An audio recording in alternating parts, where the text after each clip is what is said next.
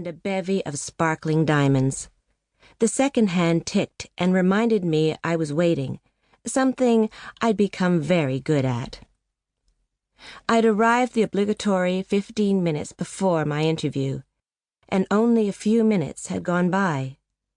I glanced up and saw the polished young receptionist's gaze slide away from me. I watched her try to pretend she hadn't been caught in the act of staring and decided I would ignore her. It wasn't important. Instead, I leaned back, crossed one leg over the other, and primly laced my fingers over my Kate Spade purse, gazing down the long hall. I could play it cool, but I had to admit I was curious about the timing of the interview. It was well past 6 o'clock in the evening. Scheduling didn't matter anyway.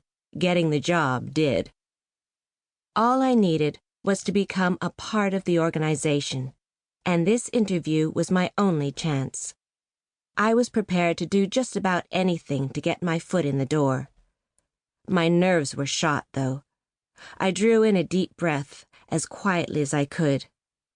I didn't like that I was quaking deep inside. I felt it, and there was nothing I could do about it. At least, it didn't show outwardly. If they found out who I was, I couldn't imagine what would happen. Probably the same thing that happened to my father. The hem of my skirt rode up above my thigh when I recrossed my legs. I knew it was a dated skirt suit, but I loved my vintage clothing. Glancing down at my feet, I smiled at my shoes. Another great find. The only thing new was the purse. My passion for purses had gotten out of hand, and my credit card was crying the blues. Sounds echoed in the long hallway. I looked up from under my eyebrows, glanced briefly at Ms. Gatekeeper Receptionist, who was suddenly intent on her appearance, staring into a compact before snapping it shut. I fidgeted with my purse, stricken by the urge to see if I had lipstick on my teeth.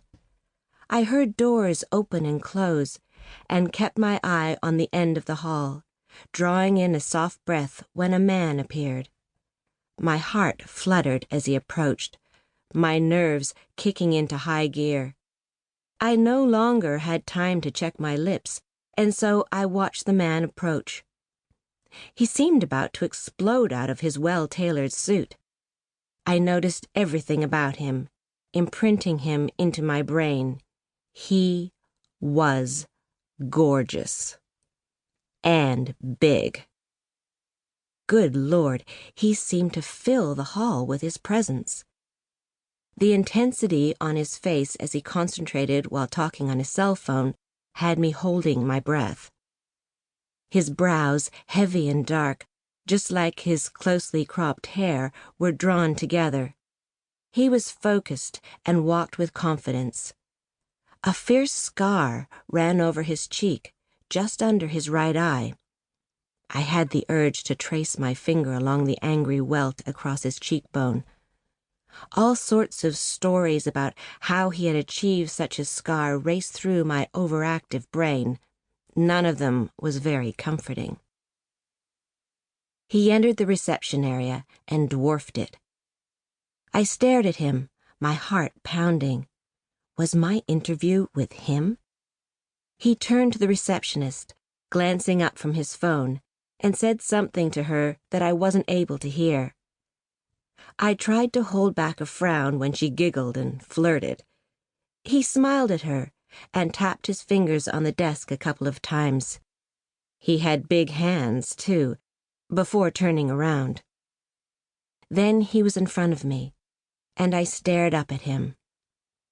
I waited for a brief moment before deciding that I should stand. I struggled to get up. It was as if the damn chair had suctioned me in.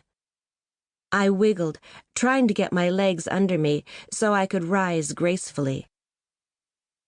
"Ms. Kenyon?" the dark and dangerously gorgeous man asked. He reached out and offered his hand. "Yes." I tilted my head so I could meet his gaze. I'd started using my mother's maiden name when I was in my late teens.